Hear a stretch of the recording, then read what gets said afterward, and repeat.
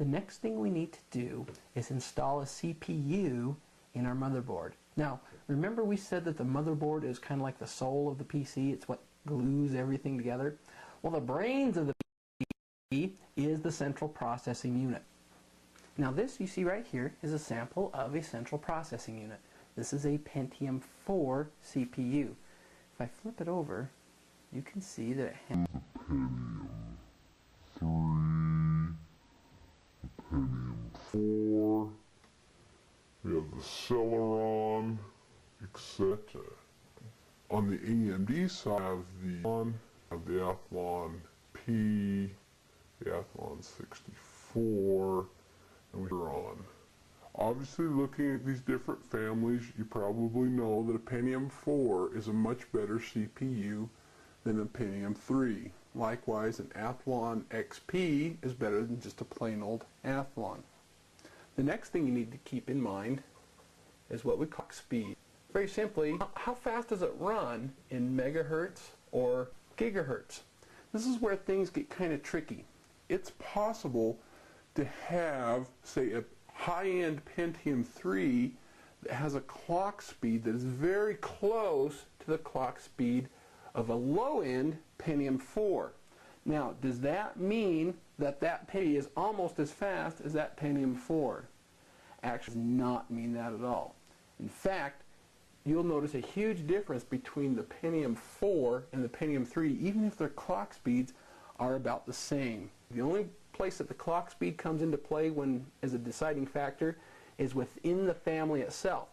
Pentium 2 gigahertz is obviously slower than a Pentium 4 running at 2.5 gigahertz. The next factor you need to keep in mind is the socket. We talked about this earlier when we were talking about motherboards. You need to purchase a CPU that will fit and is compatible with the socket on the motherboard of your system. So that brings up what CPU should you choose? Well, it depends heavily on what it is you want to do. If you've got a system that you're going to use to word process with, and that's about it, maybe read email now and then, you probably don't need a real super duper fast system. A Pentium 3 might do you very nicely. However, if you're going to be manipulating graphics or you're going to be playing audio files that are compressed that require CPU horsepower to decompress them, then you should pick a faster CPU. If you're going to do 3D rendering and modeling, you want the fastest you can get. A general rule of thumb, however, is that the faster the CPU, the later the family, and the faster the clock speed, the better you're going to be and the happier you're going to be with the system. Now, this brings up an important point. We've talked over here about the Celeron and the Durons. Many times you'll see a Celeron advertised for a much lower price, even though it's a Pentium 3 Celeron, Pentium 4 Celeron, and it has a similar clock speed as a regular Pentium 3 or 4 CPU. Well, how does that work? What AMD and Intel did was take their more expensive, higher-end CPUs, the P3, P4, the Athlon. They took some of the features that speed these processors up out, marketed them as lower-end CPUs. So, if your budget's tight and that's all you can afford, they certainly will work. However, the performance is much better with a P3, P4, or Athlon XP CPU. With that, let's now take a look at the CPU in the system. It's really pretty easy. In the old days, it was hard. Nowadays, we have what are called ZIF, Zero Insertion Force sockets, which this is right here, that make installing a CPU really easy. Now, one of the cool things here is that this socket is keyed. I don't know if you can see this or not, but right down this corner, it's missing two holes. Now, the other corners all have holes in a pattern. It makes it so you cannot insert that CPU. So, to insert CPU, we low key right here, and then we reach in here and lever, we grab a hold of this lever and pull it back. That slides a top slide across there that opens up the hole so the CPU will slip in really easily. Now, by the way, CPUs always take precautions against electrostatic discharge. I've got my static wristband on a static mat, and the case is connected to the static mat. CPUs and RAM in particular are very sensitive to ESD. So notice that in the of the CPU, which you can see I'm pointing now, there's a little that indicates that that is where one direction we call it. That needs to line up with pin here where the keyhole is. So to do that, all I have to do is over like this, insert it into the holes, make sure it's all the way down, slide or push this little lever back that you use so it can't fall out, and our screws installed. Now you'll also notice that there's a little gold arrow on this side as well, and there's a little arrow, I don't know if you can see that or not, in engraved plastic right here, again telling you that that's where the pin one direction is. Now the next thing we need to do is install a C-fan. Now back in the old just didn't very much heat, and so we didn't worry about cooling that much PUs. The fan inside the power supply was usually sufficient to cool the CPU. That is not so today. These CPUs take out tremendous amounts of heat, and they need to have dissipation measures dedicated just to the CPU, as they will overheat and destroy themselves. What we have here is a sink and a CPU fan. If you look, you can see those metal grooves.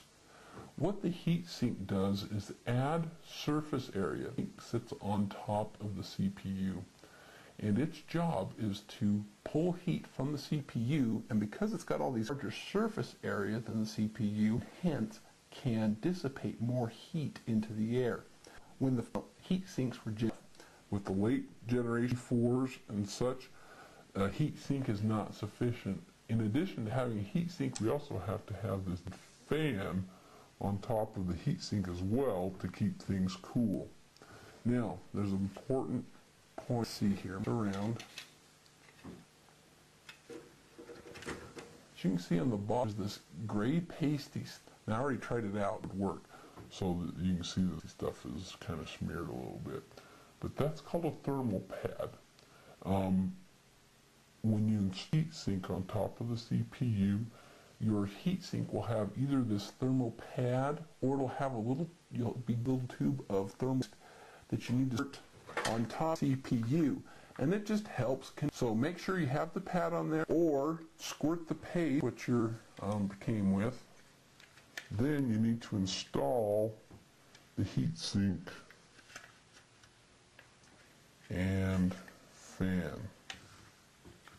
To do this, I'm going to slide this in right here.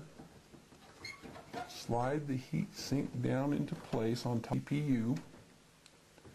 This particular heat sink, I just have to kind of click on.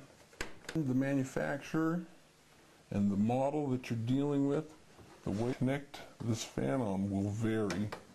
So you might have to look at your instructions and see how to connect your particular fan, because 3 or 4 different. I've got it on there, tighten the whole smear down by flipping these levers one way, one the other. When I did that, the heat sink down tight against the CPU, sure that it heat. Then we need to provide power to our fan. Now, we'll plug right here, and we have to find an electrical connector on the motherboard and put this in so that we can have power to power the fan. Now, I don't know this up, but there's a little white right down here, or next to the heat sink, that we can use to provide power. Fan connector, and it's keyed so it can be plugged in the direction. Easy, 3 prongs, and just slide that plug on top of there so it clicks. And now our C-fan has power and cool off that CPU. We're making progress. We've got our power supply in case. We've got to install the motherboard. We have our CPU and CPU fan installed on.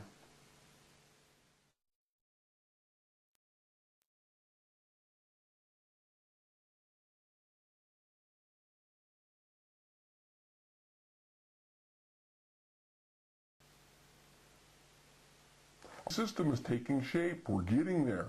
The next thing we need to do is a memory board. Now, before we do that, let's talk about the role of memory and to understand that the PC needs two different types of memory. The first type is called long-term storage. Long-term storage is provided by devices such as the hard disk drive, the floppy, and your optical drives such as your CD or DVD drive. Now, long-term storage is what we call persistent. That means if we save data on a long-term storage device, that data is available even if we power the system off. Now, the problem with long-term storage devices is the fact that they're relatively slow. It's quite a while to read or write information from a long-term storage device. So in order for the CPU to be really fast, maximize its potential kind of memory inside the PC, in addition to long-term storage, and that is short-term storage. Now in a PC system, short-term storage is provided by random access memory, or RAM. You've probably heard of RAM before. RAM is the place where the CPU, the programs that it needs to run, the program to run, and also that it's working on. And the reason it does that is because RAM is so much faster than the disk or the CD or the floppy disk drive. Now, the one problem with RAM is the fact that it's not persistent. If you have a file in RAM, we've done this, you know what I'm talking. If you have a file saved in RAM, but heading to the hard disk drive, power goes out or something like that, and the PC system turns off without saving it to that data, it's gone, right? It's toast, it's history. There is no way to get it back, okay? In order to persistent, we take it out of RAM and we put it back on a long-term storage device, okay? Now, in our PC system, implement RAM in the form of chips that are soldered onto a memory module board that we call a...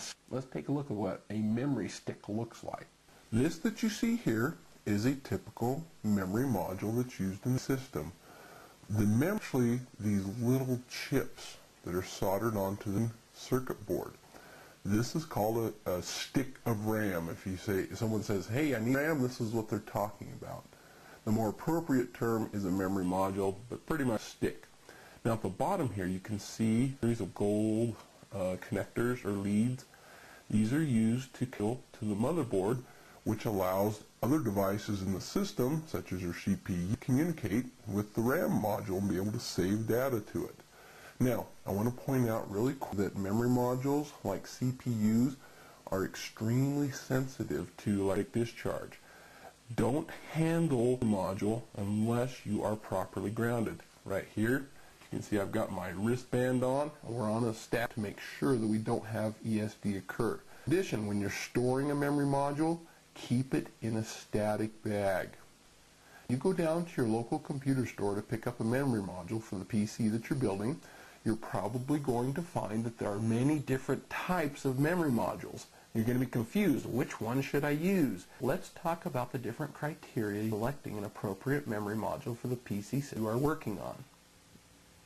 Basically, what you need to do when you're choosing RAM is make sure appropriate type of RAM that's required by your motherboard. There's a couple of things you need to look at. The first thing is the module type. There's basically three different types of modules that you're going to be faced with today. There's actually many different types of older modules. We're going to get into them here because they're obsolete. The types you will probably run into with a modern PC system. First, SDRAM. Now an SDRAM module has 168 pins and it uses a clock. Now this clock on the SDRAM module is used to synchronize the memory of the CPU. And as such, you need to select an SDRAM module. If this is the type of module required by your motherboard, you need to select an SDRAM module whose clock speed is the same as the clock speed